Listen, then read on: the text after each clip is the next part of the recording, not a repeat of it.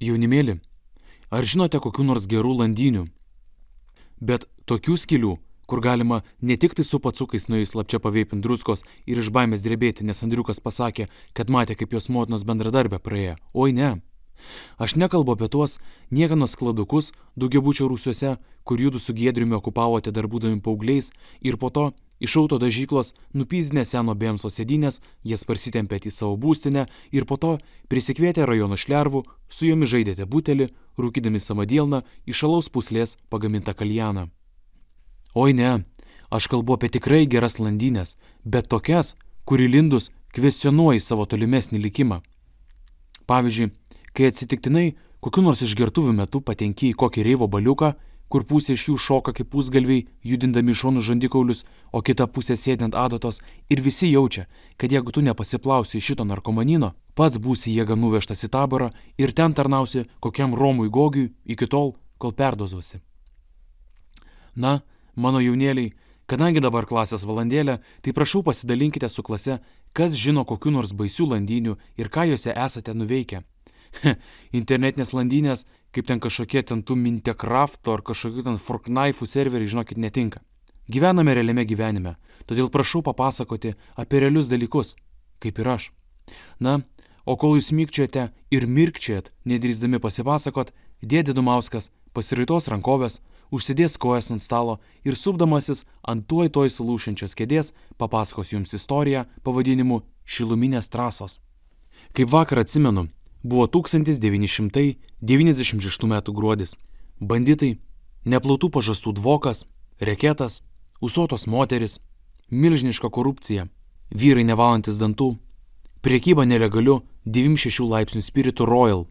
Visi šitie dalykai aplink mane sukosi taip, kad tik praėjus begalį metų pastebėjau, kaip visa tai buvo bjauru ir nepriimtina, žvelgiant iš šiandieninio žmogaus perspektyvos.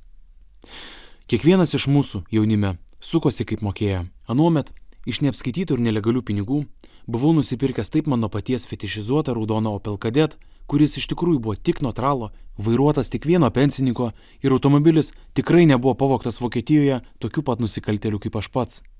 Žinot, man tai buvo ir darbinė mašina.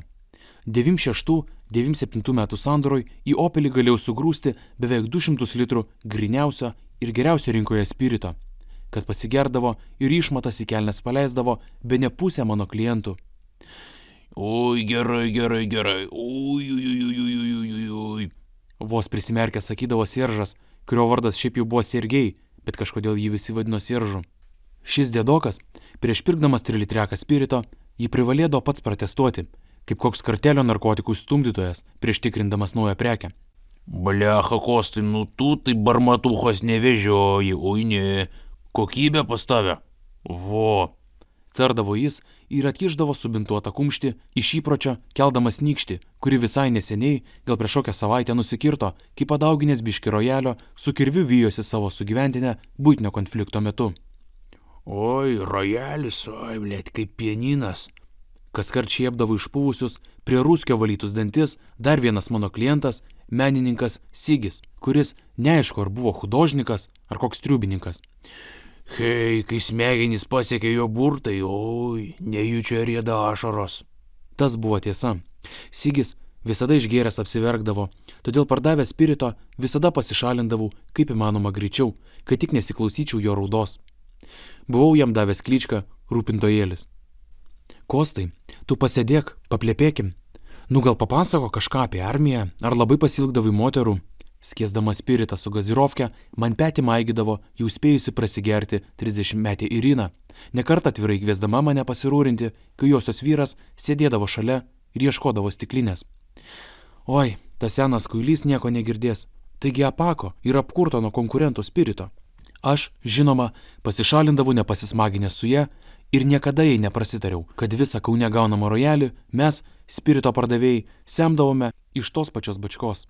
Nors ir vyriški hormonai kviesdavo pasilikti ir trumpam snūstelti su Irina, laikiausi griežto spirito prekeivių gildijos kodekso nesibičiuliauti su klientais. Prasidėdavo, blėt, visokie davimai į skolą ir panašiai.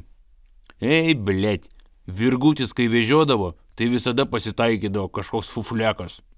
Dėstydavo man spirito someljė, Ruskio okupacijos metais durininkų dirbęs Zigfridas, kuris, jeigu įdomu, dienas pabaigė durninę, nuo rojalio suskistėjus smegenims. Blecha, Kostai, jeigu būtų mano valia, aš tau pačią prezidento dekretu išrašyčiau aukso medalių už likimo nuskriaustųjų gelbėjimą. Tu man esi gal koks trečias po Jėzaus. O kas antras? Kažkada ant durniaus paklausiau. Nu kaip tai kas, Brazauskas? Vos ne kaip savaime suprantamą dalyką pasakė Zigfridas. Kas buvo pirmas po Jėzaus, kažkaip nedrįsau klausti. Oi, žinokit, tai tik maža dalis mano pacientų, kuriems teikdavau tą velnio viralą. Stumdžiau gal kokį pusmetį. Klientus aplankydavau kone kasdien, kaip koks šių dienų maisto kurjeris, prieš kurį gėda pakelti akis, kad jau mėnesį laiko namuose nesigamini valgyti ir vis užsisakiniai tos pačius kebabus iš tos Vilniaus kebabinės, kurios pavadinimas rimuojasi su žodžiu niemi. Žinot, esu išvedęs tokią teoriją. Kiek svečiuojasi toje Vilniaus kebabinėje, tai su ja yra toks įdomus dėsningumas, kad jeigu ten viskas tvarkinga ir švaru, kebabas greičiausia bus labai prastas ir neskanus. Na, o jeigu tenais niuchina ir vaizdas kaip šiukšlynė, tuomet sveikinu, valgysite savo skaniausią gyvenimo kebabą. Atleiskite, nukrypau kaip visą laiką. Kaip turbūt ir patys susidarėte vaizdą, spiritą pirkdavo įvairaus plauko varguomenė. Sykį vakare Slabotkėje, arba kitaip Vilijampolėje, baigęs vežioti spiritą, pastačiau kadetą prie turbūt vienintelio šviečiančio stulpo visame rajone. Uždirbtus pinigus buvau susikišęs į koinę ir prieš išlipant pasičiupinėjau patikrinimui, ar šaibos vietoje, ir koinę užsitraukiau dar aukščiau. Išlipęs atsidariau bagažinę šiek tiek apsitvarkyti, nes užuodžiau, kad vienas iš bačiokų turbūt patyrė skysčio pratekėjimą. Neklydau. Vienas mažas bačiokėlis išties buvo paleidęs skysčius ir nusprendžiau jį išpylęs išmesti kažkur pakelėje. Tik 90-ųjų varkistojų timiniai receptoriai privertė suklusti. Netoliese, gal už 30 metrų, išgirdau lazdelės beldimą į žemę. Apsimečiau į tai per daug dėmesio nekreipiantis, bet ranka vis tiek sukišau į kišenę, kurioje šūvė laukia rusiškas pistoletas Makarov. Šie Kostai, nešiokis ir šitą, kartą pasakė armijos laikų draugelis Kęstutis Petkus ir numetė pistoletą įsuktą į seną staltiesę su vyšnėmis. Jeigu mentai čiups tave su spiritu, tai vienaip ar kitaip atsisėsi, o pistoletą turėt nieko blogo, gal kada pravers. Kišenėje atsargiai nustačiau saugiklį į ugnies padėtį ir laukiau progos gintis. Nesistebėkite, juk buvo 96-ieji. Atsiprašau, ponas. Tolumoje suinkštė patikimo senuko balsas. Ko nori? Paklausiau jo, dešinę ranką vis dar laikydamas kurtkės kišenėje. Gal turėtum senukui pašelpti šiek tiek pinigėlio? Kaukšėdamas lazda, po truputį priekin stūmėsi dėdukas. Pagalvojau, dar ko, pamatys, kad šaibas iš konės traukiu, iš karto mane stebinti supras, su kuo turi reikalą. Eikt, plėt, vaistų gali tau ir Brazauskas parūpinti, o ėdalo eik į turgų. Vakarais mėsiniai senas asiskas išmeta valkatom, greitai paaiškinau ir stebėjau dėduką išlendantį iš tamsos. Kad aš visai ne vaistų ir ne ėdalo, atsakė malonaus veido dėdukas su lazdele ir turbūt okupacijos metais pražilusią barzdą. Visai norėčiau to, ką turi bagažinėje. O iš kur tau bomžė žinot, kas pas mane bagažinėje? Parodžiau viršenybę prieš neįgalų senuką ir grąžinau saugiklį į saugos padėtį. Tokius galėjau sudoroti vien savo jėga. Oi, prašau tik nesibomžinti, turiu aš kur gyventi.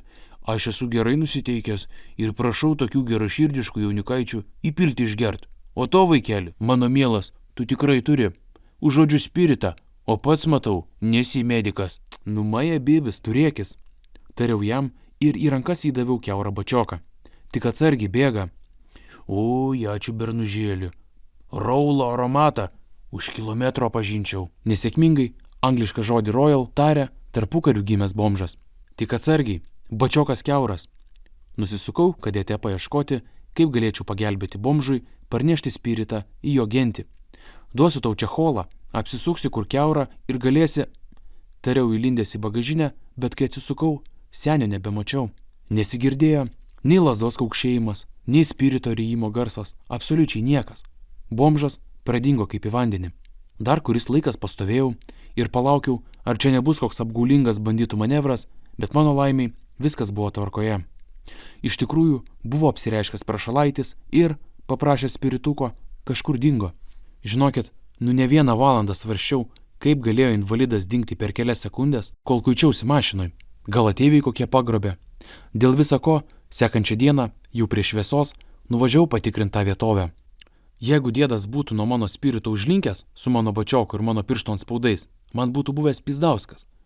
Mentūra jau ir taip turėjo duomenų bazėje mano piršto anspaudus. Apkaltintų ne tik spirito kontrabandą, bet ir žmogžudystę. Apieškojęs apylinkę, buvau beveik garantuotas, kad senioką pagrobė ufonautai. Oi, berneli, Raulas tai buvo bravo klasės, oi, koks geras. Išdygo tas pats bomžas lyg iš niekur nieko, taip netikėtai, kaip kokia puslė ant lūpos po bučinio suturgau šliuchą. O klausyk, o kur tu vakar buvai dingęs? Ko nepyktelės paklausiau. Oi, aš čia gyvenu netoli. Mostelėjo jisai į daugiabučių pusę. Eik, tu kurgi tu gyveni?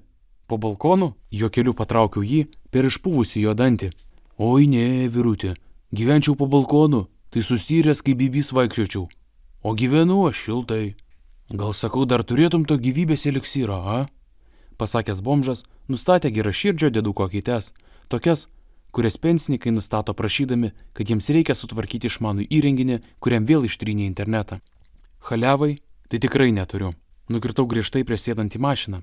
Turėjau tądien važiuoti tvarkyti savo reikalų, nes su bomžų reikalus išsprendžiau, jisai juk buvo gyvas. Oi, tokios geros rūšies Raulo haliavai net neprašyčiau. Būk geras, duok man 1 litrų to paties, kurį vakar padovanoji berniuk, a? Pasakė senas bomžas, atkišęs naujutėlaitį 20 litų banknotą su maironiu. Dabar aš neturiu su savimi spirito, atsakiau jam. Nu, tai atvežk, kai turėsi. Įgrūdo bomžas juodomis panagėmis pinigą man į ranką. Matau, esi geras vyriokas, pasakęs, sąlyginai netaip dvokiantis bomžas, dar kartelį nusišypsojo. Aš būsiu netoliese. Nu gerai, tada vakarop apsilankysiu. Gūžteliu pečiais paėmęs pinigus ir sėdęs į kadetą, nulėkiau paimti naujos partijos spirito iš vienos tokios konspiracinės vietos. Užsipylęs Raulo, pradėjau reisą. Rinkau pinigus, vengiau mentūros ir kitų banditų. Kauną tą gruodžio mėnesį sukaustė eilinio sniego pūga. Todėl chroniukams vietoj šlaistymosi po gatves spirito reikėjo dar labiau. Prie tos dienos veiklos prisidėjo ir skubėjimas pas pacientus, žinant, kokie jie buvo ištroškę. Visur vėlavau, nieko nespėjau, todėl netgi sulaukiau priekaištų. Blet kurva nahui, rėkiant manęs pensininkė Nijolė, kuria iš burnos kartu su keiksmažodžiais dribo kažin kokios putos. Pusę dienos laukiau spirito, davai, blet, pilk tik tai. Atkišo tuščią kolos bonkę Nijolką, kad įpilčiau į jos tarą. Buvau senas spiritistas, todėl šį triuką mačiau ne kartą. Dažnu atveju spiritą klientams duodavau jau įpiltą į tarą, bet būdavo tokių, kurie plastikinius bambalius panaudodavo dar kartelį. Atsirasdavo ir tokių sukčių, kai buvo Nijolė, nupilusi 2-litrinį Coca-Colos butelį verdančių vandeniu ir išpūtusi jį kaip kokį balioną. Gudrybė buvo tame, kad plastikinės bonkos nuo verdančio vandens išsilydydavo ir talpa vietoje 2 litrų būdavo kokie 2,2 litro. Didelių matematikų būti nereikia, per 5 dienas būdavo galima pasidaryti 1 litrą haliavai. Atsimk žodžius ir atiduok išlydytą bonką, seną pizdą, arba ieškosi kito spiritisto. Subariau Nijolę ir 2 litrus Raulo daviau įpiltą į maniškį butelį. Nelegalų konfiskavęs išmečiau. Girdėjau daug priekaištų, kad vėluoju. Daug tą dieną ir privargau, tad tik sėdėdama šiltai namuose prisiminiau, kad senolis bomžas pasiliko ištroškęs ir savosios porcijos dar negavo. Šokau į kadetą ir skersas nuo Saulėtekio iki Slabotkės atsidūriau gal per 10 minučių. Iš posėdinės ištraukęs gyvybės eliksyrą ir išlipęs laukan, bomžo niekur nemačiau. Prisimerkęs, ranka gyniausi nuo įkyriai į veidą besidaužančių kietų snaigių ir už nugaros išgirdau: Aš čia. Priėjau prie apsnikto bomžo, panašaus į senį besmegenį, kuris toks ir buvo. Atsiprašiau, kad užvėlavau, paaiškinau, kad turėjau nemažai darbo. Nieko tokio, vyrutį. Oi, žinojau, kad atvyksi. Rytoj paimsiu dar 2, pažadėjo senis. Blet, o iš kur pas tavę tiek pinigų? Matai, bendruomenė, matai. Kaukiant, kone kalnų vėjui, girdėjau atskirus žodžius. Supratau tik paskutinius jo žodžius, kai jis atkišo man ranką. Aš vardu Zacharas. Malonu, o aš Kostas. Gal tave pavežti namo? šitoks blėt speigas. Ant tų žodžių rodėsi, jog ant manęs 3 sekundėms užgriuvo sniego lavina. Kai atsičiūchinau, nubėgau mašinon. Zacharo niekur aplink nebuvo matyti, todėl vėl pradėjau tikėti tą ateivių versiją.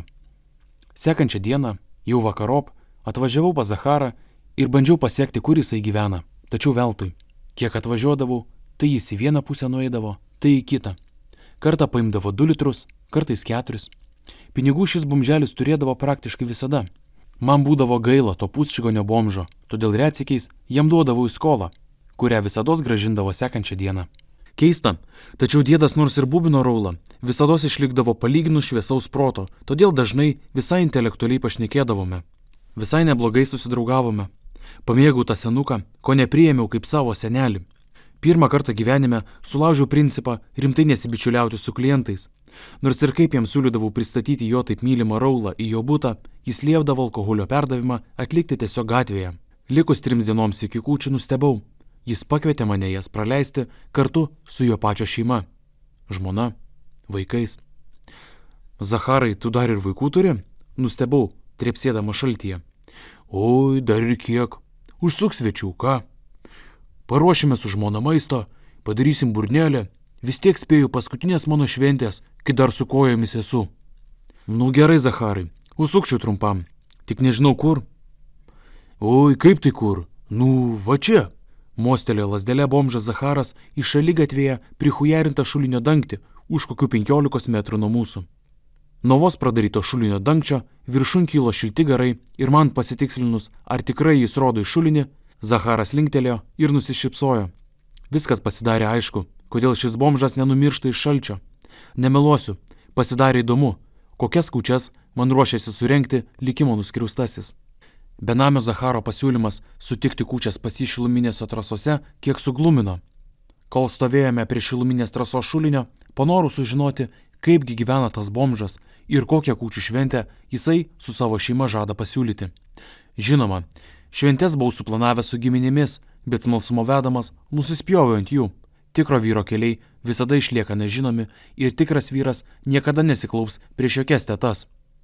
Nu, šita frazė labiau tiktų kokiam nors Facebooko puslapiui vyras karalius, kurį mėgtų tūkstančiai. Aštrias snaigės negailestingai čaižė veidą, it psichiškai nestabili motina, lupanti savo vaiką už kokią nors nekaltą vaikišką išdaigą. Gal dar kažką paimti prie stalo?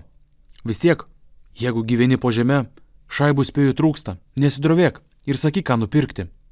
Raulo gali 1 litriukų, lyg drovėdamasis paprašė Zacharas. O kokią ėdalo paimt? Dėl maisto nesuk pautų, parūpinsim šviežių ir skanių patiekalų, pasakė bomžas. Tai nejaugi jūs ten ir duchovkę turit kept maistui? Ko tik mes ten neturim, pasakė Zacharas. Nu, Kostai, tai šiam kartui gal tiek, nepamiršk atvykti per kūčias. Sulakščiau iki kadeto ir paėmiau užsilikusi litriuką rojalio. Pamaniau, duosiu bomžui už gerą širdį. Bet kai atbėgau, Zacharas jau buvo iki pusės sulindęs į šiluminės trasos šulinį. Čia tau, tariau ir atkišau litriuką spirito. Kaip sakoma, be kūčių nekišk nagučių. Oi, nepažadu. Gal tau bent dangtį uždaryti? Paklausiau iš mandagumo. Nereikia, aš pats. Oi, šitiek metų čia gyvenam. Žiūrėk, viena ranka galiu uždaryti. Atsakė Zacharas ir tai įrodė viena ranka uždarydamas sunkų šiluminių trasų šulinio dangtį. Zacharas jau buvo po žeme, šiltai, savo namuose. Nieko nelaukdamas, namo patraukiau ir aš, kuriuose kiauri langai buvo apšildyti pakulomis ir lipnia juosta. Atsigulęs lovon apsidairiau ir nusprendžiau, jog turbūt mano būstas ne ką geresnis už Zacharo užgrobtą šiluminių trasų kamurkę. Apsilaupę tapetai ir nušnirkšti baldai panašėjo į bomžų landynę. Tikriausias skirtumas buvo tas, kad šioje skylėje buvau prislapstęs pinigų. Visa kita buvo beveik tas pats. Kvapas, apšvietimas, šaldytuvo turinys ir sanitarinė būklė. Kaip tais laikais būtų madinga pasakyti, trūko tik tai šeimininkės, kuri viską sutvarkytų ir prižiūrėtų švarą. Už keletą dienų, kūčių rytą, prabudau su šiokiamis tokiamis moralkėmis. Važiuoti nenorėjau. Visai kaip jūs per įmonės kalėdinį balių, kai su bendradarbiais prisižadėjote, kad pasiėmę žmoną su kemperiais, visi varysit vasarą į Kroatiją, keisitės bobomis ir bus labai smagu, Bet ryte prabudę, visos šalys supranta, kad idėja tikrai prasta. Iki pat sekančio firmos baliaus nei vienas apie jokius kemperius, Chorvatijas ir žmonų keitimąsi neprabils. Taip pat ir aš. Išaušus lemtingai dienai galvoju, nacher man to reikėjo. Čia nedarbas, čia biletėnio nepasimsi simuliuodamas. Prarasti klientą, kad ir bomžą, irgi ne pats geriausias sprendimas. Kaip jaunimas sako, long termų buvo galima pasidaryti neblogo pelno iš jo. Priedo, buvau pamėgęs tą seną, gailiai atrodantį bomžiuką. Dėl ten buvusių sanitarinių sąlygų šiek tiek pergyvenau, bet vis dėlto užsidėjau šventinį megztuką, kurį ypatingomis progomis naudojau nuo pat grįžimo iš armijos. Užsidėjau jau šiek tiek sunešiotos Montana džinsus, nes nežinojau, ant kokios chuinios ten reikės sėdėti. Dėl formalumo užsidėjau ir lakierkas. Dublionkėje paslėpęs 2 kolos butelius, pilnus Spirito Royal, per centriuką išsikviečiau taksą. Tai padariau dėl to, nes Vilijampolį paliktas raudonas kadetas būtų nuvarytas su beveik 100% tikimybė, net ir per kūčias. Taksioras atvažiavo jau šiltas. Paliepus sustoti viduryje gatvės, taksioras perklausė, ar tikrai čia. Patikinau jį, jog taip, ir išlipęs dairiausi Zacharo. Šulinio dangtis buvo atidarytas ir iš vidaus ko nekvietė pasišildyti. Zacharas taip pat stovėjo šalia, pasirėmęs lasdelę. Galvau, pasididžiuosi ir netvyksi, nuskaitė mano mintis Zacharas. Nu negalėčiau, žinok, pasielgti taip su savo geriausiu pacientu, padlaižiavau bomžui. Nu tai gal lendam vidun, ko mes čia šalam, svetingai mostelio skilint Zacharas. Išsipūtusią dublionkę nuo slepiamų Spirito bambalių, šiaip netaip įlindau į tą šulinį ir atsargiai leisdamasis metaliniais laiptukais jutau šilumą. Iš viršaus Zacharas padavė savo lasdelę ir pats nusileido žemyn kaip koks gaisrininkas tuo vamzdžiu. Sveikąją koją sugėrė smūgį, pasičiupo lasdelę ir vėl svetingai mostelėjo šviesai tunelio gale. Prašom, svieteliai, paskui mane. Galėjai batų ir nesiauti, šiek tiek purvina pas mane. Juokėsi senukas bomžas, kurį praleidau pirmą. Net ir paprašytas, batų nebūčiau nusevęs. Aplinkui trenkė šlapimu, todėl spėjau, kad šlapindavosi ir tuštindavosi jisai su savo šeima ten pat, kur ir stovi. Kažkokia samadielna lempučių girlianda ši šeiminėlė nusitėsė kelią iki pat landynės, kurioje ir gyveno. Kairėje kelio pusėje kelią užėmė gigantiški vamzdžiai, kurie ir generavo didžiausią šilumą šiam ubagų apartamentui. Va čia, po dešinę, dūrė Zacharas į kažkokią 2 kubinių metrų dydžio ertmę apkaltą fanierą. Matai, čia gyveno pirmieji šiluminių trasų gyventojai. Atsikraustė, vos tik paleido vamzdžius ir kovojo jie su statybiorais, besišildžiusiais šiose patalpose. Kalbos eina, kad čia gyvenusieji išgyveno pirmąjį Bradegų karą. Ką? Apstulbau, kad čia yra dar gyventojų, o Zacharas pasakojo apie kažkokį karą. Nu, pirmąjį Bradegų karą. Pirmasis Bradegų, arba kitaip benamių karas, vyko dar ruskių laikais, kai neiškentė gyvenimo ant žemės, ubagai nusprendė lyst po žemę ir čia įsikūrė, puoselėjo, kiek kitokį gyvenimo būdą. Nu va, kad ir čia. Taręs Zacharas atskleidė kažkokią nišą, kurią slėpė pakabintas kilimas. Nišoje buvo pridėta tuščių šnapso butelių, aptekėjusių vaškų. Visose šnapso buteliuose stovėjo po degančią žvakę. Aplink buvo išdėliotos ir pusiau surūkytos cigaretės. Nuorūkos nesimėtė, jos buvo paaukotos kažkokiai tai baidykliai nupieštai ant sienos. Čia šventa Nijolė, paaiškino Zacharas, Bradegų ir gatvės klajoklių globėja. Mūsų bendruomenė atnašauja šiai šventajai globėjai. Palauk, kokia bendruomenė? Vyko sąmyšis mano galvoje. Tai tu nori pasakyti, kad čia nieks nėra girdėjęs apie mus, gyvenančius po žeme? Ko nepyktelėjo Zacharas. Nu, žinom tik tiek, kad yra kas lenda į šiluminės trasas pasišildyti. Paaiškinau visų žinomą dalyką. Oi, blet, yra kas lenda pasišildyti, matai. Kostai, aš čia 15 metų gyvenu ir puoselėju mūsų bendruomenę. Tik pamanykit, yra kas lenda pasišildyti, blet. Jeigu tai būtų tiesa, vasaros sulauktų gal tik kokie 2 Bradegos. Tau panašu, kad šie piešiniai atsirado iš niekur nieko? Zacharas parodė į dar vieną civilizacijos po žeme įrodymą. Ant sienos buvo nupiešta nuoga moteris praskėdusi kojas, o apačioje dailyraščiu švietė parašytas eilėraštis. Per tą trumpą sijonėlį prapisau gyvenimėlį. Per tas tavo ilgas kojas turėjau pisti atsistojęs. Nu, čia dar iš tų laikų, kai atvykdavo statybininkai pasišildyt. Oi, nahui, kokie baisus laikai būdavo. Tai čia tas tavo pirmas Bradegų karas? Traukiu per dantį Zacharą apie kažkokius išgalvotus karus, pergerus rojalio. Palauk, dar negirdėjai apie didįjį Bradegų karą, visiškai rimtai pasakė Zacharas. Nu, davai, skelk, jau ko neprunkščiau, galvau, kad jisai juokauja. Didysis Bradegų karas, kaip savo vizijose matė žiniuonis, bus karas, užbaigsiantis visus karus. Tai bus nuožmus karas, kuriame galvą už savo šiluminę trasą padės ne vienas bomžas. Tik jūs, antžemiai, to netikite. Nu, pyk nepykęs, bet viskas skamba durnai. Neištvėręs pasakiau Zacharui, kol mes klaidžiame po šiukšlėmis ir visokiais medgaliais nuklotus tunelius. Žinok, tas rojalis visai tau bus protas sumaišęs. Kokia dar bendruomenė? Kokie Bradegų karai? Kas per šventą Nijolę, Zacharai? Žinok, jeigu tu čia mane atsivedi tik tam, kad apvogtum, žinok, seni, tau blėt blogai baigsis. Kantrybės, romiai pasakė Zacharas. Tuoj viską pamatysi pats. Jam tarus, dar truputį paklaidžiam ir kuo ėjome gilyn, to daugiau civilizacijos ženklų čia matėsi. Neilgai trukus atsidūrėme požemio širdyje, atviroje, kone turgaus aikštės dydžio, 3 metrų aukščio patalpoje. Iš fanieros ir kažkokio brezento sukalti namukai buvo išsidėstę palei sienas. Čia iš tikrųjų kažkas gyveno. Eina nachui. Apstulbę žiūrėjau į verdantį bomžų gyvenimą. Ubagai atrodė kaip tikra Afrikos gentis. Keli netgi buvo pasiryšę kažkokius skudurus ties reprodukciniais organais, kaip kokie laukiniai. Visi dirbo kažkokius darbus. Tvarkė savo tunelį, rinko šiukšles, nešiojo brezento gabalus, dalinosi maistu ir, neslėpsiu, alkoholiu.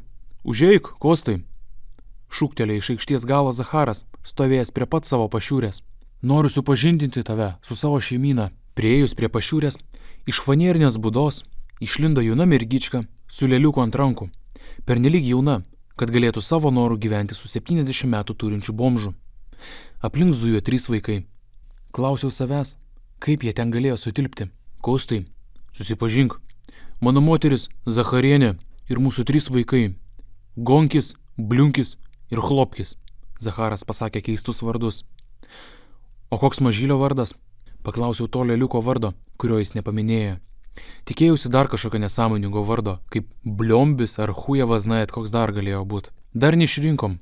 Jeigu išgyvens iki metukų, tada dovanų gaus ir vardą, pareiškė Zacharas. Vaikai buvo tipiniai murzini bomžiukai. Metų turėjo tarp 2 ir 5, nors kas ten žinojo. Turėjo jie tragišką vaikystę.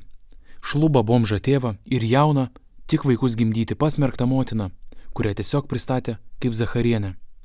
Gal toje gentyje buvo tokia tradicija? Nuo Zacharienės trenkė silkė. Tikros ubagų kūčios, pamaniau. Nu tai užeikit, kvietė Zacharas užeiti į savo skylę. Vidus tikrai nustebino. Viduje puikavosi kažkokiu būdu atitempta spinta, sofa, kelios vaikiškos lovos. Iš išorės bakūžė kėlė įspūdį, jog viduje bus vietos kaip Chruščiovkės rūsio sandėliuke, bet viduje buvo niša, padidinusi kambarį iki visai padaraus dydžio. Nežinau, kaip ji ten atsirado, gal pagal projektą buvo taip numatyta, o gal ir patys be jokių inspekcijos leidimų išsikirto. Viduje per daug nesmirdėjo, bomžai netgi išsivedžiojo kažkokią vamzinę ventiliavimo sistemą. Buto kampe stovėjo plastikinė apdegusi kalėdų eglutė. Iš kažkur atsirado tas stalas, transformeris, kurį visi gyvenę sovietmečiu turėjo. Čia tas, kuris skleidus galima vieno kambario bute susodinti visą giminę. Kartu su Zacharienė jį išskleidėme ir jai padėjau patiesti šiltnaminio plastiko staltiese. Zacharas tuo metu prisėdo ant sofos ir trynėsi aplink čiurną. Neveltui dėdas vaikščio su lazdele. Patalpose, kaip ir visose šilminėse trasose, buvo tikrai karšta. Nusimdamas prakaitų vanelinančią dublionkę, prisiminiau turys dovanų. Kadangi negalvojau, kad jie palyginus neblogai gyvena, parinkau to, ką paaukočiau valkatai. Nustebau, bet Zacharų šeima itin nudžiugo lauktuvėmis iš anapų šulinio dangčio. Žmonai padovanojau ūkinio muilo ir kelias skardinės šprotų, vaikams mermeladinių, pačių pigiausių saldainių iš turgelio, Zacharas iš kalėdų senelio gavo 2 bambalių spirito. Zacharienė ant stalo padėjo rūkytos žuvies, silkutės taziką ir kučiukų, kurie nukritę žemėn suskambėjo kaip strojkėse netyčia pažertas akmenukų maišelis. Oho, rūkytos žuvis, nejaugi patys rūkėt? Paklausiau. Oi ne, čia mano sūneliai pasidarbavo. Retai gauna išeiti į viršų pas kitus, bet kai išeina, visada parneša šio bei to. Šitų mažų vagiukų rankutės daro stebuklus. Tarė Zacharas, besididžiuodamas nusišypsojo, bet pirmų numerių skusti vaikai susigūžė vieną šalia kito. Nu tai sėdam, užvalgysim, sakau. Patrynė ranką Zacharas ir nušlubavo iki stalo. Prieš pradedant kirsti maistą, visi pasidalinome plotkelėmis pagamintomis iš seno laikraščio. Kaip sakant, mūsų vietinė bendruomenė pasidarbavo. Na, tai su tom šventom, tarė Zacharas ir atkandęs plotkelės kilstelėjo fužerą spirito skiestų su vandeniu. Kaip senas spiritininkas, galiu jums pasakyti, kad spiritą skiedžiant su vandeniu turi praeit gal para laiko, kol įvyks kažkokios reakcijos. Bet pasakius tai Zacharui, jis tik numojo ranka. Maja bybis, reikalingos reakcijos įvyks organizme, jeigu reikės. Atsargiai pirštais paėmiau vogtos rūkytos žuvies ir stengiausi neimti nieko, ką šitie murziai čiupinėjo. Vakarienės stalą išgelbėjo dovanoti šprotai, kuriuos vaikai godžiai rijo su duonos kriaukšlėmis, kuriuos jiems padavė motina. Zacharas priverstinai įgrūdo stiklą skiesto spirito, kurį maktelės vos neapsivėmiau. Rodėsi, kad akimirkai buvau dingęs. Pamatęs, kad spiritas ne man, pasiūlė vyno, kurio žinoma neatsisakiau. Vynelis, aišku, buvo spirituotas, bet tiek jau to galvoju, svarbu ne Zacharo spiritą lakti. Kartu su Zacharienė gėrėm vyną, o Zacharas bubino raulą. Virš mūsų kažkas pradėjo bumsėti. O jeigu dabar prasigręžtume į viršų, kur mes išlystume? Susimastęs, žvilgtelės viršun paklausiau. Visų pirma, grįžtum gal kokius metus, nes virš mūsų bent metras to, kas atlaikytų net atominį sprogimą. Nu, jeigu nejuokaujant, esame prie pat pakilimo į Šilainius. Pliat, kaip tai prie Šilainius? Juk Šilainiai toli nuo ten, iš kur mes atėjom. Nuoširdžiai nustebau. Taigi, čiepsėjo Zacharas. Viršuje gyvenantys žmonės netiki, bet visas Kaunas kartu sujungtas šiluminėmis trasomis. Kam sakau, tas sako, kad aš išsigalvoju, bet kai paklausiu, ar esi buvęs ten, kad taip sakai, išgirstu tik tylą. Net per nerį išvedžioti šilumos vamzdžiai.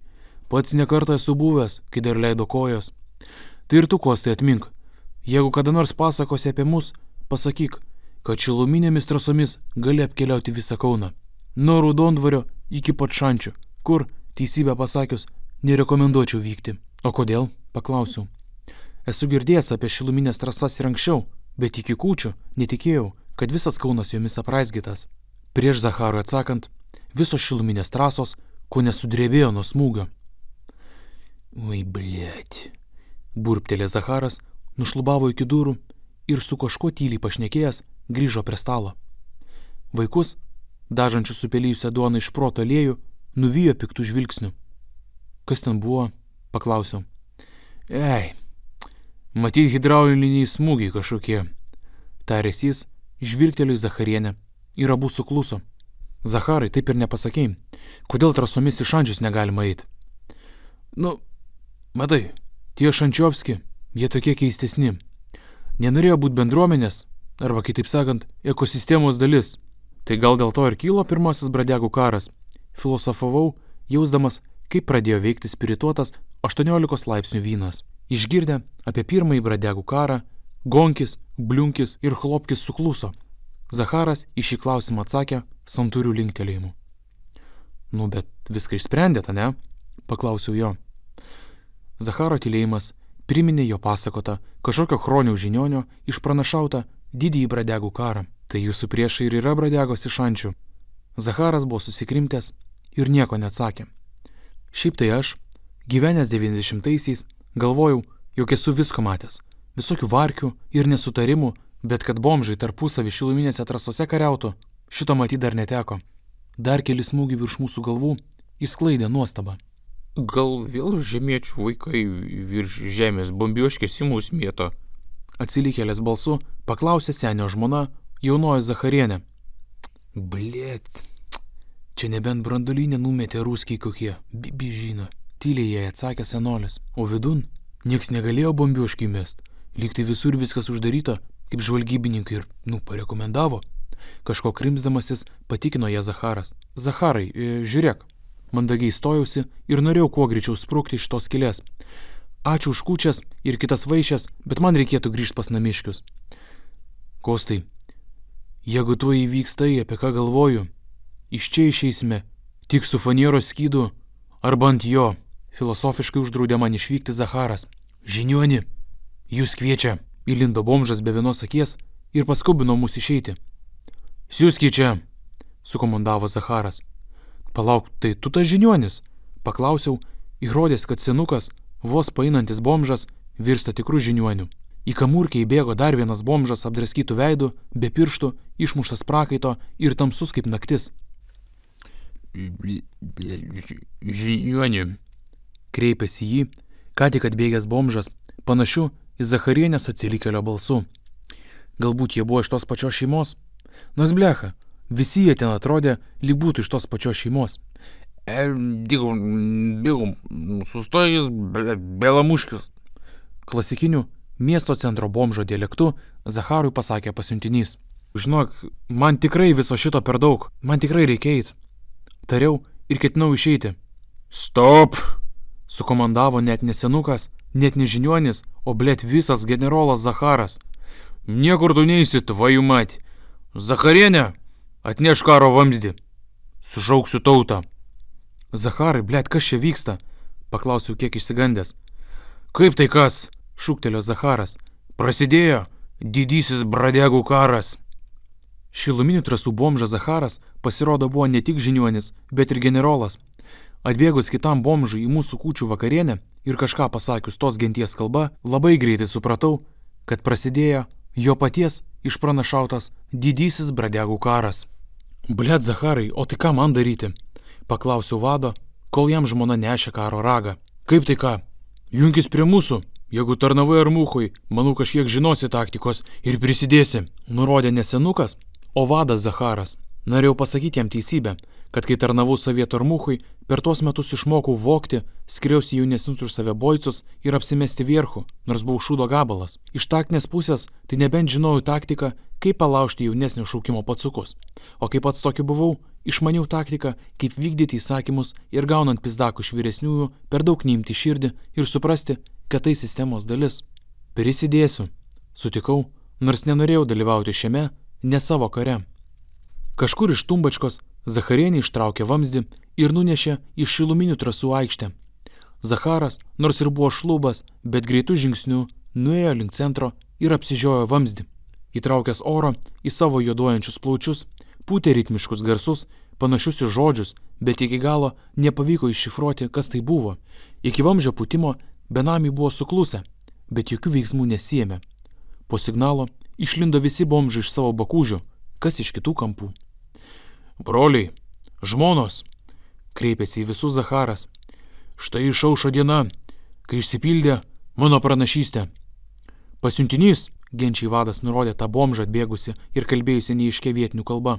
Pasiėmęs 15 vos pradėtų rūkyti ir užgesinti cigarečių, jis buvo nuvykęs pas Šančiovskus bradegas ir pasiūlė nuo kūčių turėti taiką, klestinčius santykius ir bendrai vystomą infrastruktūrą, platesnį genofondą būsimoms kartoms. Bomžai subruzdo, matyt nesuprato žodžio genofondas. Daugiau bobų, tą norėjau pasakyti, paaiškino jisai. Visi bomžai pradėjo linksėti tarpusavyje, atseit dabar jau suprato. Pasiūlė visiems taiką tarp mūsų genčių ir susivienijimą. Daugiau jokių tarpusavio ginčų.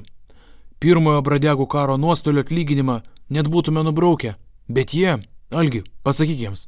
Tas bomžas, Algis, kuris buvo pasiuntinys, visiems mosikavo rankomis ir baudamas pasakojo kažkokią urvinio neandertiolo istoriją, kurią visi bomžai suprato. Zacharienė net nuvijo vaikus atgal į namus. Bomžui veblenant, šis pakėlė savo skudurus ir parodė, kad ant išsipūtusio pilvo jis buvo apdraskytas kažkokiais lyg katės subraižymais. Kurva, blėt, negaliu žiūrėt, graužė kumštis Zacharas. Klausyk, kas čia vyksta? Tyliai paklausiau kažkokio šalia stovėjusio bomžo. Katė yra Šančiovskių bradegų ženklas, todėl jie užsiundė katiną ant Algio, kad jį paženklintų amžiams, kaip savo. Tyliai paaiškino kažkoks bomžas. O koks jūsų gyvūnas? Šuo, tyliai atsakė. Kodėl šuo? Nes šuo loja ir smarkiai kanda, o katė ne, paaiškino benamis, kuris, kaip matote iš argumentavimo, tikrai nebuvo pilno proto. Vyrai, žmonos ir vaikai, kreipėsi visus Zacharas. Bėkite prie vamzdžių ir siųskite gynybos plano G kodą kitiems šunų bradegoms. Mikliai. Su jo įsakymu visi puolė prie vamzdžių ir daužė kažkokį signalą, panašų į Morzės abėcėlę. Stovėjau šitame sąmyšyje vienas. Nieko negalėjau paklausti, kas čia bus, nes visi dirbo kaip komanda, baladojo vamzdžius. Zacharas buvo nuėjęs su keliais bomžais pašnekėti.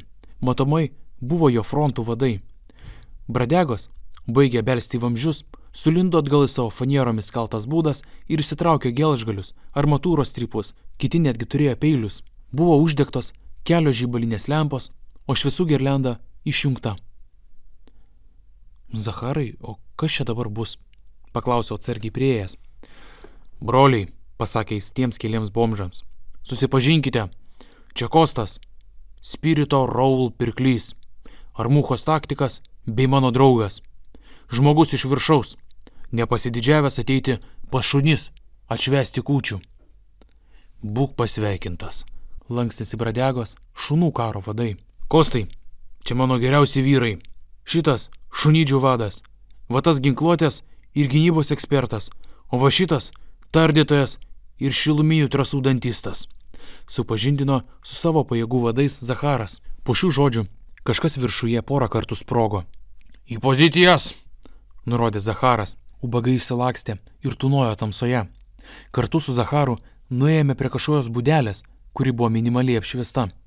Ant stalo gulėjo popieriaus rulonas, ant kurio kreiva ranka pripiešta visokių linijų, iksų, O raidžių ir dar kažin kokio ženklinimo.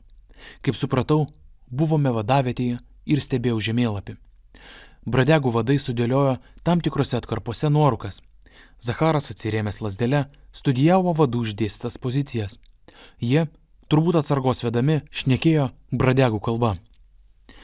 Siūsk savo butelinius ant vamzdžių, tegul nuo ten, mėtydami bonkas, stiklo šukėmis supjausto basakojų Šančiovskus. Vienam lietuviškai įsakė Zacharas, o viršuje sprogimai tik suintensyvėjo. Tu, paklausk ryšininkų, kokia situacija blokpostuose. Bradega pakėlė tikrą laidinio telefono ragelį ir sukdamas rankenėlę užmezgė ryšį. Zacharai, lietuviškai prabilo vienas, iš centro pusės vienas blokpostas nebelaiko ateinančio priešo. Kaip tai blet nelaiko, stuktelio kumščių į stalą Zacharas. Buvom palikę vieną slapuką tarp vamzdžių. Prieš 10 Šančiovskų jis nieko negalėjo padaryti, paaiškino Bradega. Gerai, siūs tada 5 šunininkus kartu su šalkusiais šunimis, tegul suėda tas šančių katės, blet. Fu, nahui. Bradega linktelėjo ir greit nubėgęs duoti įsakymo, grįžo toliau kalbėtis laidiniu ryšiu su blokpostais. Zacharas taip pat klausėsi kitų pastebėjimų, dalino įsakymus. Supratau, kad kol kas ties Šilainių šiluminė trasa pakankamai ramu. Pagal gaunamas naujienas supratau, kad Slabotkės benamiai turbūt neatlaikys. Tyliai išslinkau iš vadavietės ir nuėjau link namų, kuriuose gyveno Zacharas. Viduje motina Zacharienė dėjosi daiktus ir ramino vaikus, turbūt ruošėsi bėgti. Nuo stalo be žodžių paėmiau vandens su Royal Spirito ir jį nunešiau į Zacharo būdą. Vyrai, tegul atskleidžia jūsų aštrų protą, šis gyvybės eliksyras iš viršum žemės, ir atkišęs visiems cigariukus, juos pridėgiau. O mums galima? Paklausė Zacharo kažkuris benamių, užklydusi į vadavietę. Aišku galima, brolau. Pavaišino jisai atklydusi šunų šeimos Bradegą. Cigaretes jie darūkė iki pusės ir užgesino. Pasiliks blogesniems arba kaip tik geresniems laikams. Iš šiaurės rytų Vilijampolės pasigirdo, jog pralaužtas dar vienas blokpostas, o jie gynė Bradegos paimti Šančiovskų nelaisvėn. Kurvas, blet, taigi jos uždraskys negyvai, niršo Zacharas. Gogi, kiek dar turim šunydį šunų? 15 šunų ir 4 pilnai komplektuotas Bradegas. Gerai, tuomet permesk juos į tą pusę, tegul suėda katės ir Šančiovskus. Pirmin, Serioga, kokia situacija Šilainiuose? Kol kas ramu, sproginėjant virš galvų pasakė Serioga. Blet, nejaugi ir pas žemiečius atėjo karas? Panašu, kad sutapo, atsakė Zacharas ir pažvelgė į mane. Gal ir gerai, Kostai, kad tu čia, kai virš galvų darosi Pizdauskas, a? Kaip galvoji? O gal visgi ten hidrauliniai smūgiai, apie kuriuos prie stalo sakei? Viltingai užklausiau. Nėra tokio dalyko kaip hidrauliniai smūgiai, Kostai. Ne tik požemiuose vyksta karas, bet ir pas tave, viršui. Generolė Žiniuoni, įbėgė uždusęs 17-metis į vadavietę.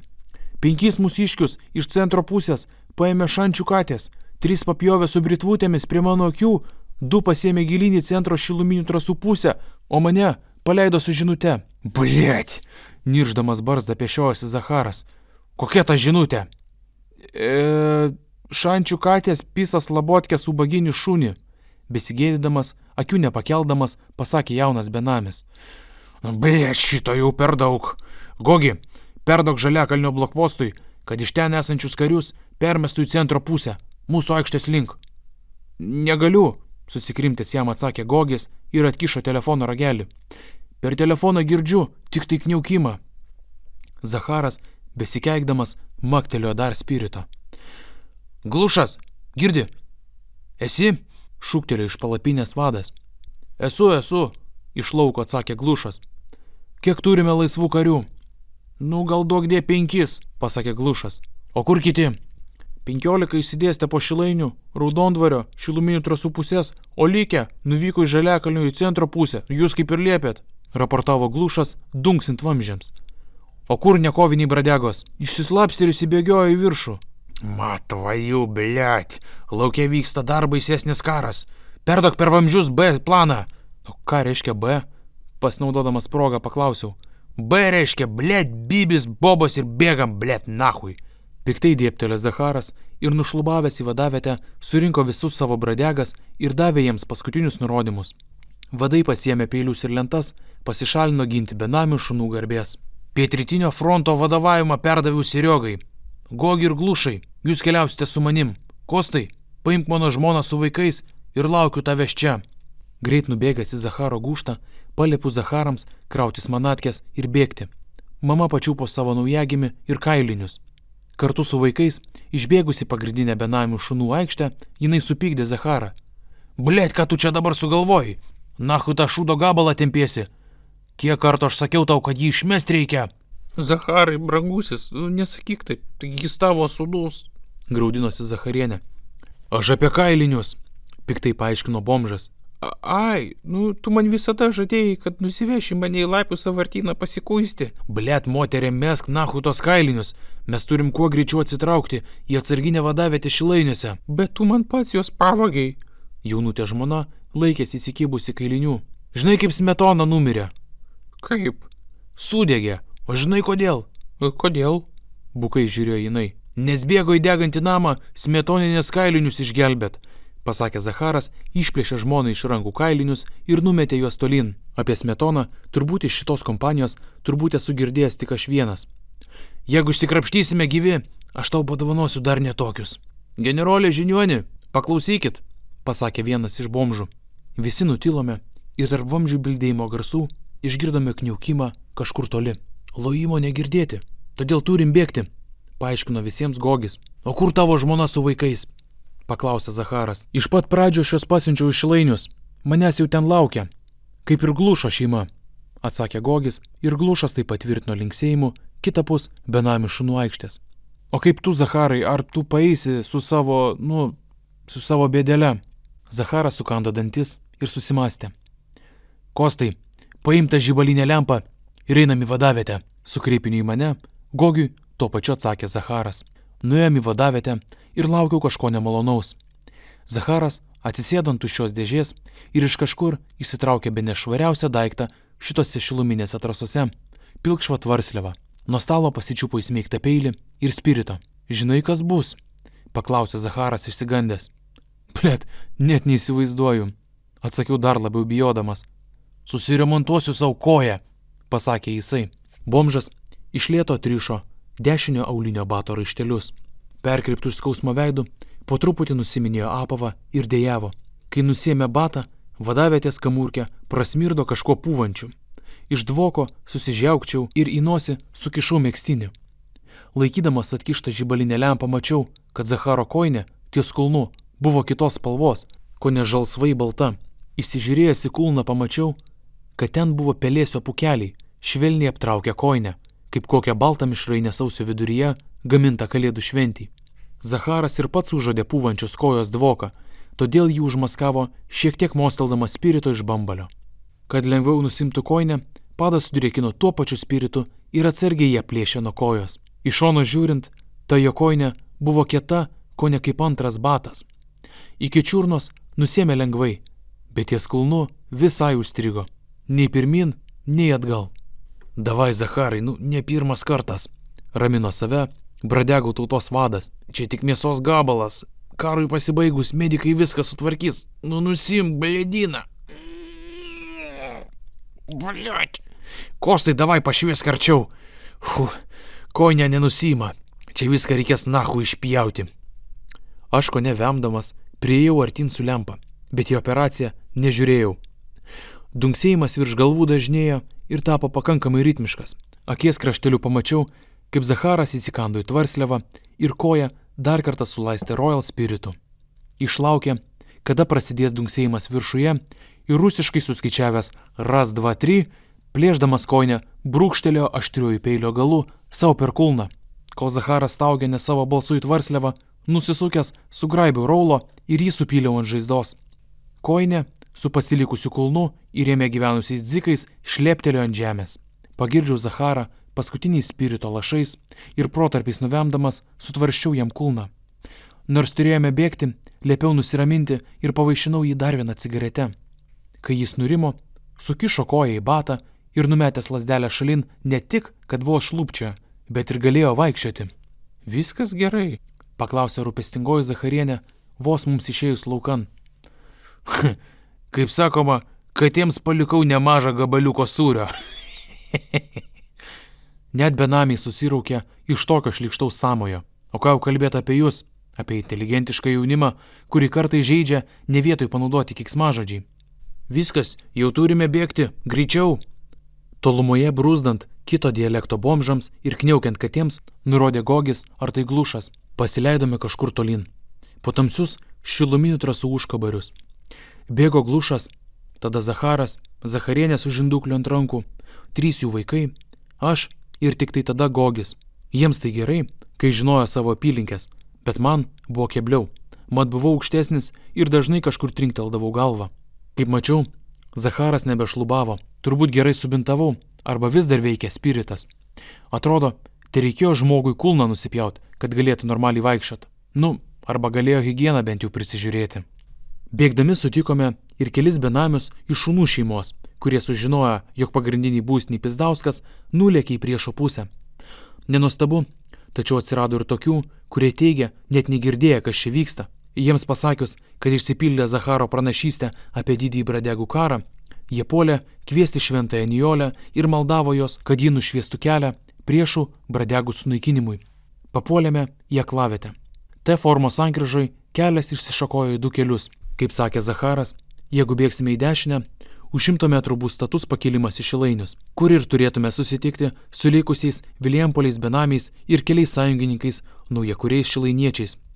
Ten turėjome patraukti. Zacharienė, jeigu nori traukti vaikus laukan ant žemės, tau reikėtų eit kairien, pasiūlė Zacharas, nes ten, paėjus vingiuotų kelių, yra mūsų neužblokuotas išėjimas, kurio šulinio dangti net tu atkeltum.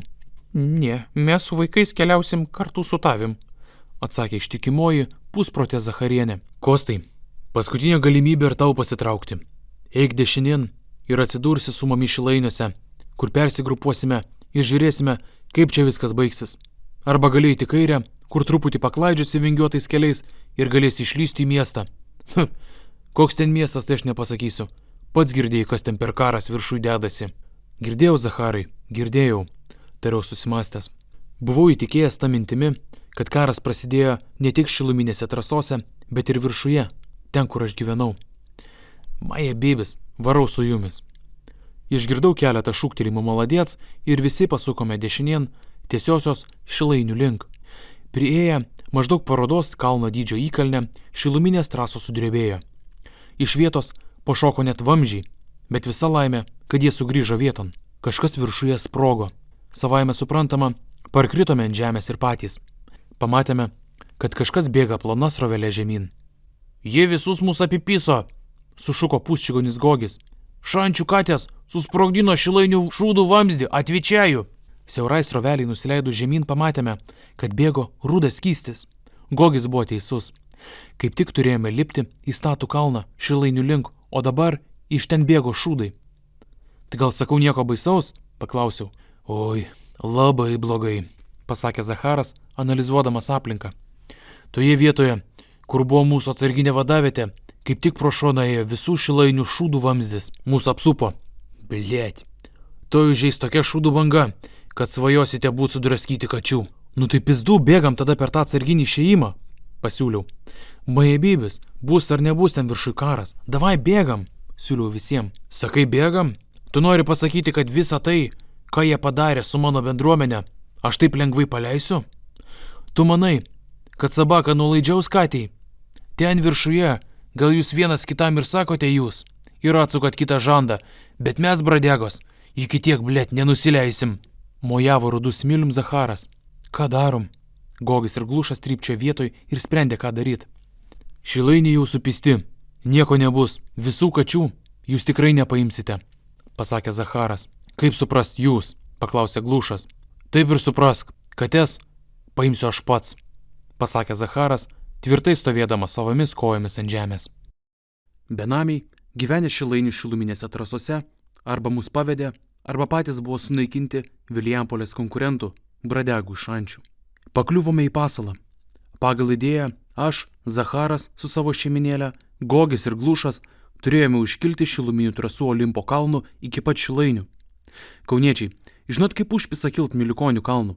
Tai va dabar įsivaizduokite, kaip užpistų visą tai daryti po žeme, smirdint šlapimui, išmatoms ir kai už nugaros lasuoja agresyviai nusiteikę benamiai. Tai ką darome, generolė Žiniuoni? Kreipėsi Glušas. Gogi, Glušai, ateikit, kreipėsi Zacharas į juos. Nemeluoju, judu buvote vieni iš geriausių mano bradegų, prisipažino Zacharas, kai šiluminių trasų viršuje girdėjosi čiurlenimas, reiškęs, jog artėja išmatų banga.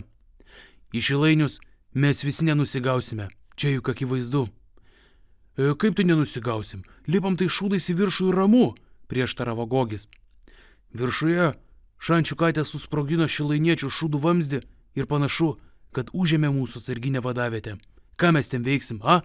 Nori kačių nelaisvę papult? Nu, aš tai nenoriu. Nuleidęs akis kaip vaikas, jam atsakė Gogis. Tai ką darom? Paklausė Glušas. Kaip tai ką darom? Judu turit ištraukti mano šeimą ir Kostą iš čia, o aš susidorosiu su jais, įsakė generolas Žiniuonis Zacharas. O kas po to? Po to padėsite mano šeimai susirasti būstą, nes pas mus grįžti jau bus neįmanoma, paaiškino Zacharas. O tai kodėl mes visi negalim pabėgti, kodėl tu vienas turi likti? Paklausiau bomžo, kuris priėmė kažkokius nelogiškus sprendimus.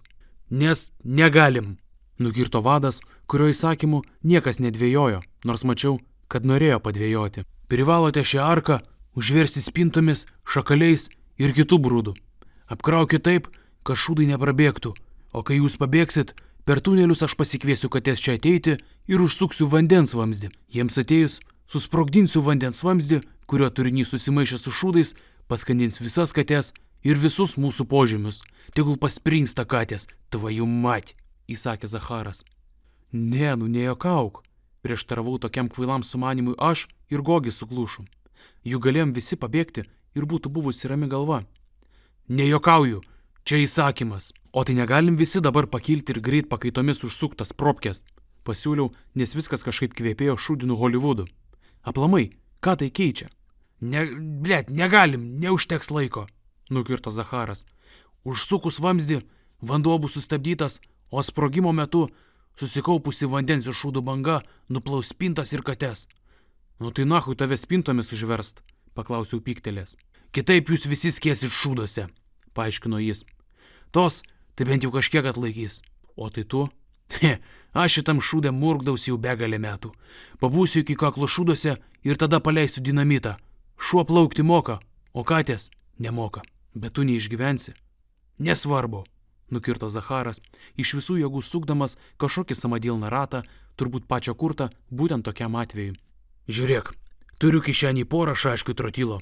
Šnekėsiu atvirai, kai šūdo bus susikaupę bent man iki pažastų, o katės bus už spintų, jobinsiu iš visų jėgų į dinamitą ir kartu su savim pasimsiu tos šiukšlės, nenorėjusiu taikos. Gerai, davai, užsukam visi ir lekiam.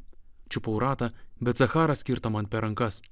Mat, vaju, gelbėk maniškius ir valink nahu iš čia, surėkė vadas, kol tolumoje girdėjosi atšniokšintis šūdų tsunamis. Blet, Zacharai, ne, Kostai, aš čia praleidau savo gražiausius metus, prašau leisk man čia ir numirti, Tik man girdimai pasakė Zacharas. Prašau, išgelbėk maniškius, kad jie po viso šito karo, po begalės metų galėtų atkurti šiluminės trasas ir jie sugrįžti. Maldauju, Kostai, palik mane čia, daryti tai, ką privalau. Padėti saviškiams. Aš pats neišsikapstysiu, mateigi mano koja. Davai bent abu sukam, bus greičiau, bus bent kažkokios vilties. Ne, Kostai, tu rytoj turi vežioti raulą savo antžemiečiams, pasakė Zacharas, nusišypsojo. Jeigu šventoji Nijolė panorės, rytoj pats jo gurkštelsiu. Guzas stovėjo gerklėje. Zacharas plušo prie to sunkiai besisukančio rato, kol kartu su Gogiu ir Glušu tempėme visokius rąstus ir krovėme priešai Zacharą, sukantį ratą. Kai bėgome čionai, mačiau ir spintų, spintelių, fanieros gabalų. Juos pačiupę, krovėme viską kaip kokį teatrį ir taip kūrėme barikadą tarp savęs ir Zacharo, sukančio ratą. Zacharienė su vaikais verkė.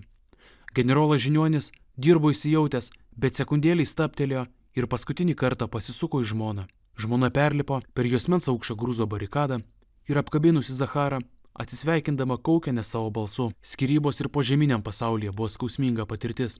Brangioji, tarė Zacharas su ašaromis akise savo Zacharienį, besukdamas ratą. Atsiprašau, kad tave pasigrobiau tokia jauna. Pasitaupyk ašaras dienai, kai neturėsime ko išgerti. Atsilikėlės balsu, apsižliumbusi vebleno Zacharienė. Tu tikrai išgyvensi. Trise su Gogiu ir Glušu radome fanieros gabalą ir dabar kaip tik buvo laikas jį uždėti ir atskirti šūduose pasiryžusi paskęsti Zacharą nuo mūsų. Glušas jėga atplėšė kaukiančią Zacharienę ir pastatė prie jos vaikų, kurie, būdami žepliais, nieko nesuprato ir verkė, nes ir močia verkė. Cėd blėdės, dar prikviesit kates anksčiau laiko, įsakinėjo Zacharas, tai jau paskesintis šūduose arba susprogdinsiantis kartu su priešu. Prieš uždedant fanierą, Gogis ir Glušas jam atidavė pagarbą, o aš pagarbiai linktelėjau.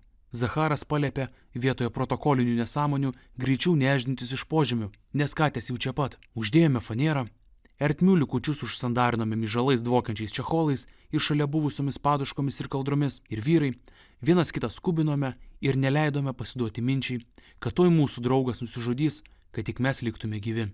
Gogis su Glušu prieš išeinant papurtė vaikus už sprandų, kad jie atsičiūchintų ir nustotų žliumti. Zacharieniai, vado žmonai, prasukti delnų per kuprą nedrįso. Pasileidome bėgti į T formos sankryžos kairę pusę, kurioje turėjo būti išėjimas laukan. 3 vyriokai pačiupome prasmirdusius Zachariukus už rankų, kad būtų greičiau. Visai prie pat kairinio posūkio išgirdome šnipštimą. Šančių katės mus pačiupo. Čia slabotkė šunys, supisam, šnipštė kūdesni bomžai be jokių skiriamųjų ženklų.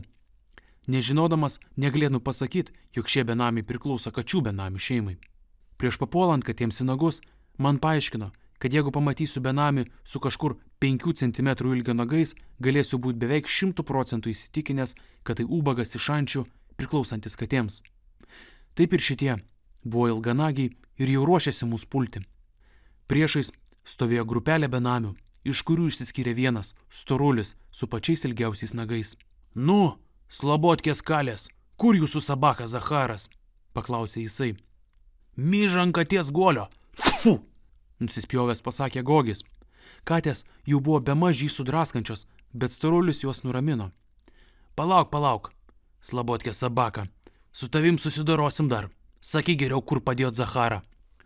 Anachuja jums tas mūsų Zacharas, jeigu visos šiluminės trasos toj paskės šūduose, a? Paklausė Glušas. Pričiom paskės? Nesuprato storulis. Taigi, blėt, patys susprogdinot šilainių šūdų vamzdį, dabar neįsipisinėkit, paaiškino Glušas. Apie ką tu čia kalbi? Gerai, su kuo kalbu? Paklausė Glušas. Su Rafaeliu, šančių kilmingiausių katinų, paaiškino bomžas, kuris kilmingas buvo gal tik tai tuo, kad buvo storas ir dar bomžas, kas buvo sunkiai suderinami dalykai. Gerai, Rafaeli, supistas katinė, išskerdęs mūsų žmonės. Jeigu reikia Zacharo, tai jis va ten to tunelio gale, kaip tik laukia tavęs ir paaiškins tavo apie šūdus, pasakė Gogis ar tai Glušas. Nu šiaip koks skirtumas, vis tiek turbūt jų neatskiriat, kuris yra kuris, visai kaip ir aš. Klausyk, čigonė, kreipėsi į Gogį. Galvoju, aš toks durnas ir pasiduosiu tavo įtaigai, papulsiu galvoji į šuns būdą? Ateik, supistas Rafaeli, katinė ėdantis šūdus, kurio kilmė pagrįsta tik tuo, kad jo kilmingi tėvai jį nuleido į tualetą ir jis išgyveno. Kažkur iš vamzdžio visi išgirdom Zacharo balsą. Kas čia kalba? Dairėsi katės. Ateikit į galą, blėt, bibios kūros, nahui. Kaip šuo, aš jūs kurvą suėsiu. Provokavo Zacharas ir pradėjo loti per plonų vamzdžių ryšinę sistemą. Aš tau, blėt, dar palosiu, tūža Rafaelis. Jūs keturiese, papjaukit tos 3 šunis ir jų vaikus. O Boba, palik guoliui, likusieji, davai, blėt, bėgam. Tai taręs Rafaelis su kitais bomžais, pasikaustė peiliais, spragilais, vamzdžiais ir lentomis, nubėgo pasalos pusėn pas Zacharą. Su mumis liko 4 katinai, kurie turėjo su mumis susidoroti. Metėme vaikų žemėn, pastumėm Zacharienę ant vaikų, kad juos gintų, o patys atsistojom į stoikę, mušti su katėmis. Vienas kitą nagrinėjome ir dar nepuolėme. Klausykit, katinėliai, ar jūs tikrai nieko nežinote apie šūdų vamzdį? Paklausė Glušas. Nežinom. Ai, blėt, nepyskit proto, patys ir susprogdinot, kad galėtumėt šūdais užlieti Slabotkės požeminę teritoriją. Nu tikrai nieko nežinom, ką jūs čia, blėt, patys skiedžiat? Nustebęs atsakė vienas benamių. O tai iš kur tu galvoji, tie sprogimai virš galvų buvo? Tada jų paklausė Gogis. O tai ne jūs čia sprogdindami užbarikadavot savo vadavietės ir slėptuvės? Klausė bedantis benamis. Oi, blėt, tai negi mūsų šilainiškiai išdūrė ir nusprendė visus paskandinti, garsiai kėlė nuostabą Gogis. Blėt, reikia pasakyti Rafaeliui, kol nepapuolė į Zacharo pasalą, pasakė vienas perkarės bomžas. Nieko tu kurva nesakysi, šūktelio Slabotkė šuo ir vamzdžiu puolė ant vieno iš kačių. Va tada ir užvirė tikras pragaras. Pirmasis, kuriam vamzdis pataikė tiesiai į kaukolę, jie iš karto atvėrė ir anas griūdamas galva persismeigė į vieną atvirą armatūros siją. Keršydami už draugus, katės puolė mus su neišpasakytų įsiūčiu. Nors tai buvo ne mano karas, turėjau kautis su vienu iš kačių. Šis puolė taip visai netikėtai ir draskydamas mano veidą, suleido savo supuvusius, aptrupėjusius dantis man tiesiai į kaklą. Spiegdamas, šėriau jam kumščiais į šonus, bet jis nepaleido. Tik netyčia užmynęs koją, jis pradėjo bliauti. Matyt, jinai irgi buvo pūvanti. Va tada dantis ir atsileido. Kažkokių nuodų prileidęs man į organizmą, jis traksėjo palyginus greitai, kol aš sverdėjau ir laidžiu netaiklius smūgius. Drėskimo metu pavyko pačiupti jo rankas ir užlaužus viščiuko sparnelį, jį kuriam laikui neutralizavau. Išnarinęs jo ranką, jį nuspyriau nuo savęs ir keliais spyriais į galvą jį apkvaitinau. Pasisukau pažiūrėti, kaip sekas Glušui ir Gogiui. Tie du kovėsi įnirtingai, tikrai su savo vertais priešininkais. Pasėmė vamzdžius, kaip kokius kalavijus, tie riteriai trankėsi vieni į kitus ir meistriškai atreminėjo smūgius. Sukietėję, metus nekeisti rūbai turbūt atstojo šarvus. Galbūt požeminėme Kaune visi turėjo praeiti vamzdžio valdymo kursus, kad galėtų taip kautis kaip kokiais kalavijais. Nežinojau net kaip įsiterpti, nes bijojau gauti vamzdžių per makaulę ir gauti atvipusę kaukolės dėžutę, kaip tas nelabasis šalia manęs susmygęs veidų armatūros strypą. Pasisukau į savo oponentą. Katė iš užančio išsitraukė peilį ir dabar supratau, kad bus Pizdauskas. Po ranka, atsiradus kažkokiai iš medienos pagamintai nindzė žvaigždutei, ją sviedžiau į aptrupėjusią dantį benamį. Bet viskas buvo veltui. Kaip sulėtintam kine, peiliu puolantis bomžas grėsmingai artėjo manęs link, kol nieko negalėjau padaryti, atatupstas nukritęs ant subinės. Ir tada, blėt, viskas sudrebėjo ir pakvipo šūdais. Sprogimas įvyko ir peilių ginkluotas benamis, susverdėjęs, pakeitė dūrio trajektoriją. Gogis su Glušu spėjo nusišypsoti, kad generolui Žiniuoniui Zacharui pavyko su savimi pasimti Rafaelį ir kitus benamius. Viskas vyko tik sekundės dalį. Bomžas dar artėjo link manęs, šunų benamiai dar spėjo šūktelt "Vsio pisam iš čia", o mane puolęs bradega, ačiū die, nuo smūgio bangos suklupo ir griuvo ant manęs be peilio. Katė ant manęs užgriuvo ir niekada netikėjau, jog esu alergiškas katėm, bet alergiškas taip, kad nuo jo dvoko pradėjau alpti, užuot bėgęs iš to jau šūdų pavirsiančių šiluminių trasų. Gogis su Glušu kažką rėkė, o aš grimzdau į smardų miegą, sukeltą šančių katės. Prabudus, baisiai skėlė galvą. Akis buvo sulipusios nuo traiškanų. Aplink smirdėjo ne šūdais, o to tipiniu bomžų ir pelėsio kvapu. Gal jokio ubagų karo nebuvo, o aš tiesiog išgėręs spirito nusmigau šiluminėse trasose. Miegok, miegok, girdėjau Zacharienės balsą ir vėl nugrimzdau kažkur giliai. Sapnavau šiluminių trasų vaizdus. Paskutinį mūšį savo mintise atkartojau begalę kartų, bet pabaiga visada buvo skirtinga. Viename sapne bomžas mane užgriuvęs papjauna, kitame jis mane užgriūva ir mūdu paskestam šūduose, o dar kitame mes visi pabėgame. Kažkada vis dėlto prabudau ir bomžai stebesmirdėjo. Kur aš? Klausiau pulingomis traiškanomis, aplipusiomis akimis. Esi saugus, viskas gerai, tarė Zacharienė. Netoliese girdėjau ir tuos vaikus, kokie ten jų vardai, Zorgas, dar kažkoks, nesvarbu. Tu karščioji ir sergi ant žemėti. Kur Gogis, kur Glušas, klausiau per miegus. Tikėjausi, kad visko nebuvo, o tai, ką papasakojau, tai buvo baltų arklių sapnas. Jų nebėra, po pauzės atsakė Zacharienė. Kaip tai nebėra? Mėginau atplėšinėti akis ir pamačiau, kad iš kažkur sklinda natūrali šviesa. Tarp bomžo dvoko jutau ir gryną orą. Pasiaukojo mus išgelbėdami. Šūdai sukilo taip aukštai, kad paskandino viską, kas ten buvo. Pirštais atplėšiau akis kaip kokia pistacija. Buvome kažkokiai landynėje, pilnoje šiukšlių. Kur mes? Paklausiau pakilęs ir atsirėmęs ant alkūnių. Kūnas skaudėjo. Mes karo zonoje, tavo žemėse, atsakė Zacharienė ir liepė dar pagulėti. Mane baisiai pykino nuo smarvės ir norėjau ištrūkti iš tos skylės kuo greičiau. Ar ir čia vyksta karas? Paklausiau. Zacharienė linktelėjo. Iš tiesų, lauke kažkas intensyviai šaudė. Pamaniau, blet, prarabo Hebra visai suižulėjo. Paklausiau Zacharienės, kaip aš čia atsidūriau ir ji man viską papasakojo. Pasirodo, kai aš nualpau užgriūtą šančių bradegos, amžinatelis Glušas su Gogiu perėmė persvarą prieš tuos du riterius ir juos atmušė, smarkiai nesužeisdami.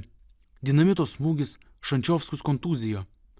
Nekviestieji žvilgtelėjo į tą pusę, kurio nubėgo jų vadas Rafaelis, bet, kaip sakė Zacharienė, stovėjo ir nieko negalėjo padaryti. Gogis ir Glušas nuo manęs nuplėšė tą užgriuvusį Šančiovską. Glušas užlipęs metalinėmis kopėtėlėmis viršun, nustūmė šulinio dangtį ir kol mane Zacharienė gaivino, Gogis su Glušu kėlė vaikus iš šiluminės trasos, kurią jau tuoj turėjo užlieti išmatų banga. Evakuacija užtruko, nes vaikai viršuje tiesiog neturėjo kur dėtis. Taip jau gavosi, kad kažkas pastatė savo automobilį virš šiluminės trasos dangčio. Vaikai iš lėto lindo iš šulinio šachtos, jis slėpėsi po mašiną, gal dar verkė, nežinau. Manęs nepavykus pračiuchinti, Gogis su Glušu paliepė Zacharienę kilti į viršų ir padėti mane iškelti. Du bomžai paėmė mane už pažastų, Zacharienės padedami, mane užkėlė į viršų kaip kokį bulvių maišą. Apačioje jau artėjo tsunamis, o Gogis su Glušu tik šyptelio Zacharienei, atidavė į kažkokią bomžišką pagarbą ir nusileido apačion pasitikti savo lemties. Prisidegė paskutinėsias, turbūt dar mano duotas cigaretes, atsisuko išmatų bangos pusėn ir pradėjo loti, pasitiko savo likimą. Visai kaip Zacharas. Žmona šiaip netaip užstumė dangtį ir su vaikais nutempė mane į kažkokį šiukšlyną, kuriame dabar ir buvau. Ar kažkas pakišo jūsų ir šančių gentis? Kurį laiką patylėjęs, paklausiau Zacharienės. Greičiausia, susimaščiusi, atsakė Zacharienė. Nors ir kaip Zacharienė prašė pasilikti ir išgulėti žaizdas, daugiau nebegalėjau tverti dvoko. Pareiškęs užuojautą ir palinkėjęs kuo didžiausios sėkmės išėjau. Išlindęs, dar kuris laikas pastovėjau prie bomžų gūštos ir palaukiau, kol akis priprato prie taip akinusio sniego. Stovėjo padegtų mašinų eilė, kitos išdaužytais stiklais ir supjaustytomis padangomis. Nepilnamečiai nusikaltėliai, bandydami vogti pensininkės rankinę, jai sudavė keletą smūgių į korpusą ir prabėgdami man užmetė: džiaukis, kad esi bomžas ir nėra ko iš tavęs nupyzdinti. Gatvės duobės priminė filmuose matytus artilerijos išmuštus kraterius, o šalimais daugiabučiuose buvę žmonės iš atsargumo skubiai uždarinėjo užuolaidas. Policijos nei kvapo. Mašinos važinėjo taip, lyg nebūtų kelių eismo taisyklių. Ten, truputį toliau, du vyrai juodomis kožomis viens kitam perdavinėjo galimai narkotinės medžiagas. Ore tvyrojo lengvas chaosas. Joks karas čia virš šiluminių trasų nevyksta, čiagi mano senas geras Kaunas. Tariau ir nusišypsojau supratęs, jog grįžau namo. Nėra jokių gaujų karų ir viskas čia gerai. Kaip sakydavo, ir Kaune gyventi galima. Pamačiau, kad esu ir apsišlapinęs, ir prisituštinęs į savo juoduosius Montana džinsus. Veidas buvo pajuodęs, smirdėjau šlapių šunimi ir tikrai atrodžiau kaip bomžas. Buvau, beje, vis dar Vilijampoliai, tad teko kulniuoti iki pat saulėtekio, kuriame tuomet ir gyvenau. Turbūt jūs dar gimę nebuvote tais laikais, kai buvo viena didžiausių žiemų, kai sniego jobino nuo lapkričio iki pat balandžio. Paklauskite tėvelių, kas per žiemužę tada buvo. Taigi, turėjau kulniuoti, ko ne per visą miestą iki pat namų. Joks taksas nestojo, nes atrodžiau kaip bomžas. Iš gėdos neturėjau kur dėti akių. Gerai, kad turėjau įprotį raktus kabintis ant kaklo, todėl raktų nepraradau ir į namus įėjau lengvai. Prie chatos pasičiupinėjau dublionkę. Pistoletas buvo dingęs. Namuose jo taipogi neradau. Pamaniau, kad greičiausia pamečiau kažkur šiluminėse trasose arba iškrito grumtynių metu. Didžiajame Bradegų kare apie jį taip pat nebuvau pagalvojęs, nors jis galėjo pasukti įvykius visai įdomia linkme. Kol atprausiau kūno pachą, užtruko ne viena diena, gal kokią savaitę. Jeigu atvirai, tai nesuprantu iki pat šių dienų, kaip ten viskas suveikė, kad Zacharas turėjo mirti. Nesuprantu, kodėl reikėjo murgdyti šūduose iki pažastų ir susprogdinti vandens vamzdį, kad tik tokiu atveju įvykus sprogimui kartu nusinešti priešų genties narius. Galėjo viskas pasisukti taip, kad atvykę kokie rimti dėdės iš užsienio, kad ir Lenkijos, susuktų profesionalią dokumentiką apie šiluminių trasų gentis ir jų gyventojus, iš pradžių kovojusius prieš statybiaurus, o po to užbaigę savo gyvenimus susipykę tarpusavyje ir išnaikinę vienas kitą. Tai būtume turėję daugiau informacijos apie šios žmonės. Žinokit, dar dabar per kūčias aplankau aš tą įėjimą į šiluminės trasas, kur kadaise su Zacharu įlindome. Pastoviu, parūkau, viską apmastau. Kai niekas nemato, supilu fleškutės turinį per tą skylutę žemyn. Vidun niekada tenai nelindau. Gerbiau tos genties tradicijas. Jeigu jie norės, pasirodys patys, jeigu bent kažkas ten išlikę po didžiojo Bradegų karo. Nepatikėsite. Sakysit, kad istorija išgalvota, bet kiek buvau, niekada nemačiau jokios besitrinančios katės aplink tą šulinį. Vien besiuostinėjantis ir ten šalia pat šikantis šunis. Turbūt Zacharas iš dangaus, jeigu jo gentis tokio tikėjo, žiūrėjo ir besišypsodamas gėrė angelišką spiritą, kurio pavadinimo jis taip pat negalėjo ištarti. Zacharienė nemokėjo gyventi išlindusi iš šiluminių trasų. 2014 m. vasarą mašinų turguje visai atsitiktinai mane užkalbino amžinatelsis Zacharo vyresnėlis, sakė mane prisimenantis ir tai įrodė atkartojęs tą vakarą, kai mes susipažinome, net prisimena, kai daviau jam ir broliukams marmeladinių saldainių, papasakojo apie didįjį Bradegų karą ir mano išėjimą. Vyrukas atrodė susitvarkęs, velniškai panašus į tėvą. Atrodė sąžiningas, teigia pardavinėjęs geras mašinas iš užsienio. Papasakojo ir apie brolius. Visiems viskas klojasi gerai. Persikėlusi viršų, kaip pasakojo jisai, šiukšlyne, pragyveno jie apie mėnesį, kol kažkas iškvietė policiją ir juos pridavė į vaikų namus.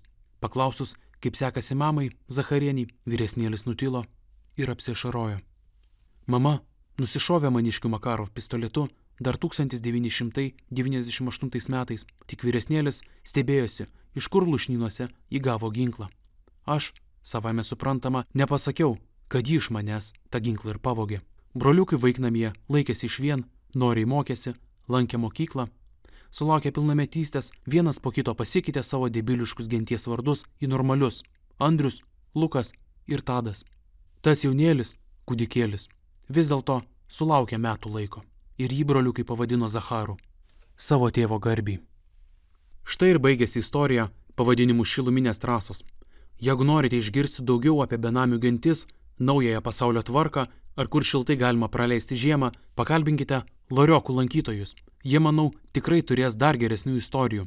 Dabar, jeigu visiškai rimtai, tai norėčiau paprašyti nesišaipyti iš benamių ir kitų likimo nuskriaustųjų, jų nežeminti ir įdėti į delną pinigą arba pavaišinti karšta arbata. Kaip sakoma, nesižadėk turmos ir ubago lazdos. Todėl ir jūs, brangiai klausytojai, pašelpkite vargšui Kostui Dumauskui per Contribui arba Patreon. Kostas bus be galo dėkingas. Iki sekančio malonaus, mielieji. Kostas Dumauskas.